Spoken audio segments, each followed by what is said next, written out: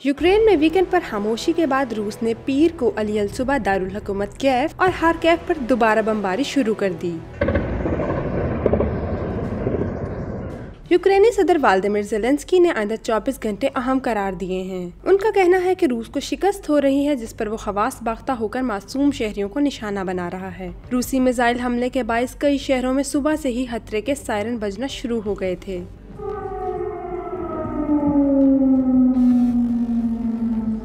आज यूक्रेन पर रूसी जारहियत का 5वां रोज है। रूस के मुसलसल हमलों से यूक्रेन के शहरी महफूज मुकाम पर मुंतकिल हो रहे हैं। बच्चे, बूढ़े और जवान अपनी फैमिलीज के साथ पोलैंड और दीगर हमसाया ममालिक में पनाह के लिए तगोदो कर रहे हैं।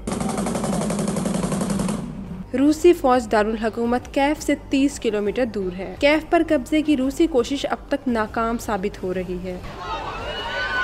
हुकूमत पर कीव का 2 रोजा कर्फ्यू उठा लिया गया है, जिसके बाद लोगों की बड़ी तादाद घरों से निकलकर महफूज मुकाम की तरफ जा रही है। लाखों यूक्रेनी शहरियों ने 2 रोज मुकम्मल अंधेरे में गुजारे, क्योंकि हुकूमत की तरफ से कर्फ्यू आयद करने के साथ साथ ब्लैकआउट कर दिया गया था। यूक्रेन के सदर ज़ेलेंस्की ने कहा कि उनका मुल्क अपने से कई गुना बड़े और दिफाई लिहाज से मजबूत मुल्क रूस के साथ जंग लड़ रहा है। उन्होंने अज़्म जाहिर किया कि रूस को शिकस्त होगी। रूस अब तक किसी भी शहर का मुकम्मल कंट्रोल हासिल करने में नाकाम रहा है। उधर रूसी वजारत दिफा ने तस्लीम किया है कि यूक्रेन पर हमले के बाद से अब तक बहुत ज्यादा जानी नुकसान पहुंच चुका है, ताहम इसकी तफसीलात जारी नहीं की गई हैं।